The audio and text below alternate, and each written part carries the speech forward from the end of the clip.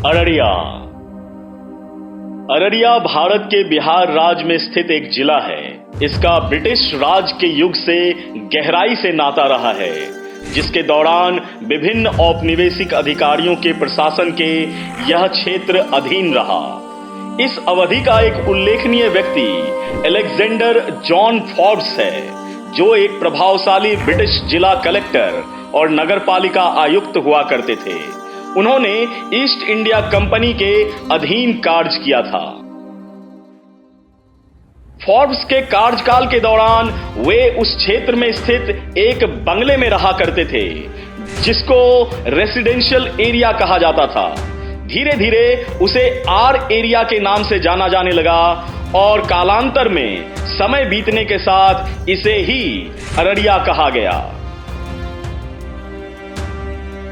इस औपनिवेशिक अतीत की विरासत अभी भी अररिया और फोर्ब्सगंज, जो कि अब फारबिसगंज के नाम से जाना जाता है, उस ऐतिहासिक गतिशीलता की याद दिलाता है जिसने ब्रिटिश राज के दौरान बिहार के इस हिस्से को आकार दिया था।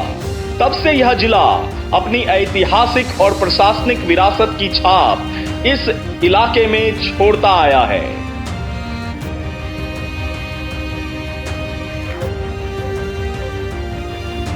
अररिया को जिले के रूप में मान्यता 14 जनवरी 1990 को मिली और इससे पूर्व ये पूर्णिया मंडल के अंतर्गत एक प्रमंडल हुआ करता था। आज अररिया अपनी सांस्कृतिक विविधता, आर्थिक गतिविधियों और स्थानीय परंपराओं के लिए जाना जाता है। यह अपने औपनिवेशिक इतिहास से आगे बढ़कर बिहार और समग्र रूप से भारत का एक जीवंत और संपन्न हिस्सा बन गया है। हालांकि अतीत की गूंज, जैसा कि अररिया और फारबिसगंज जैसे स्थानों के नामों से परिलक्षित होता है, इस क्षेत्र की ऐतिहासिक यात्रा की झलक प्रदान करती रहती है। अररिया मिथिला क्षेत्र का एक हिस्सा है। मिथिला को पहली बार प्रसिद्धि इंडो आर्यन लोगों द्वारा बसाए जाने के बाद मिली थी, जिन्होंने मिथिला साम्राज्य, जिसे विदेहों का साम्राज्य भी कहा जाता है, की स्थापना की। उत्तर वैदिक काल के दौरान विदेह साम्राज्य कुरु और पंचाल के साथ दक्षिण एशिया के प्रमुख राजनीतिक और सांस्कृतिक केंद्रों में से एक राज्य बन गया। विदेह साम्राज्य के राजाओं को जनक कहा जाता था, जिसकी राजधानी वैशाली शहर में थी और ये भी मिथिला में ही है।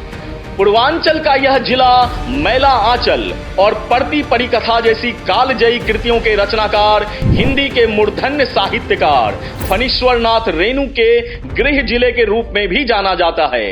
रेणु का गांव औराही हिंगना इसी जिले में आता है।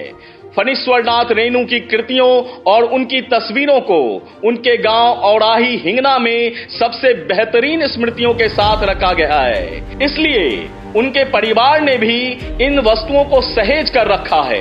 खासकर रेणु का वह कमरा जहां बैठकर उन्होंने मशहूर कृतियों की रचना की, उनके संरक्षण के प्रति खास ख्याल रखा जाता है। इस कमरे में रेणु की तस्वीरें, उनके युवा अवस्था के पोर्ट्रेट रखे हुए हैं। बिहार सरकार ने इस भवन को रेणु संग्रहालय का दर्जा दिया है। रेणु की चर्चित कहानी मारे गए गुलफाम पर बनी फिल्म तीसरी कसम के रिलीज हुए अब 50 साल से ऊपर बीत चुके हैं। इस फिल्म की कास्टिंग और शूटिंग रेणु जी के गांव औराही हिंगना में ही हुई थी। सहारा ग्रुप के संस्थापक सुब्रतो राय का जन्म भी इसी जिले में हुआ था, जो कि आगे चलकर बंगाल चले गए और फिर आगे उनकी पूरी कहानी दुनिया जानती है। अमित कुमार दास, जो इसी धरती से हैं और आज ऑस्ट्रेलिया में $1 मिलियन की कंपनी के मालिक हैं, ने इस क्षेत्र में MBIT अर्थात मोती बाबू इंस्टीट्यूट ऑफ टेक्नोलॉजी का निर्माण कराया है। ये यहाँ के युवाओं के लिए एक वरदान साबित हो रहा है। अररिया जिला की प्रमुख नदियां कोसी, सुवारा, काली, परमार और कोली हैं।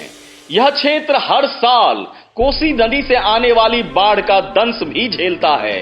यहाँ हर वर्ष बाढ़ आती है, जो यहाँ की गतिशीलता और तरक्की को कुछ हद तक जरूर प्रभावित करती है।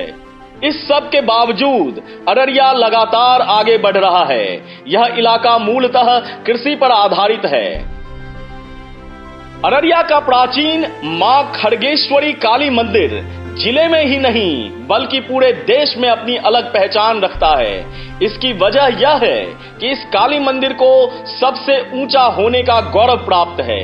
इस मंदिर की ऊंचाई 152 फीट है। भारत में कहीं भी इतनी ऊंचाई वाला काली मंदिर नहीं है।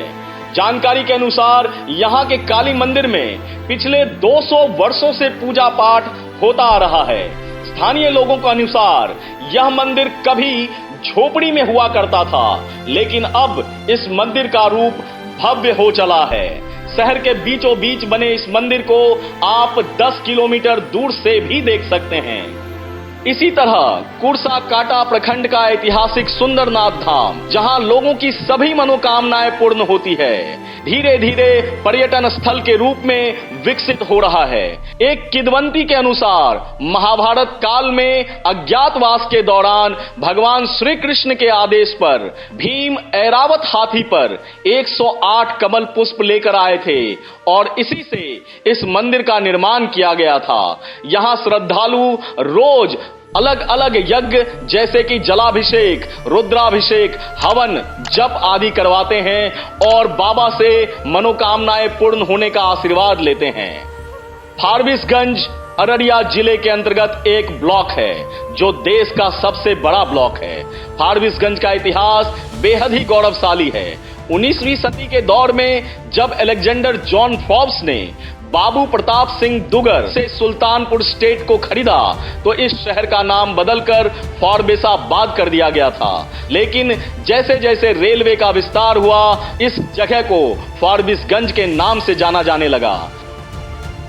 तो इस तरह से हम देखते हैं कि अररिया वह जिला है जो भारत और नेपाल की सीमा के पास स्थित है और अपनी समृद्ध सांस्कृतिक विरासत, ऐतिहासिक महत्व और विविध आबादी के लिए जाना जाता है। अररिया बिहार के परिदृश्य का एक अभिन्न अंग है। जैसे जैसे यह बढ़ता और विकसित होता रहेगा, जिले का अतीत और वर्तमान इसके भविष्य के पथ को आकार देना जारी रखेगा, जो बिहार और भारत के ढांचे के भीतर इसकी विशिष्ट पहचान में योगदान देता रहेगा। ऐसे ही एक और जिले की कहानी को लिए हाजिर होगा। मैं बिहार हूं।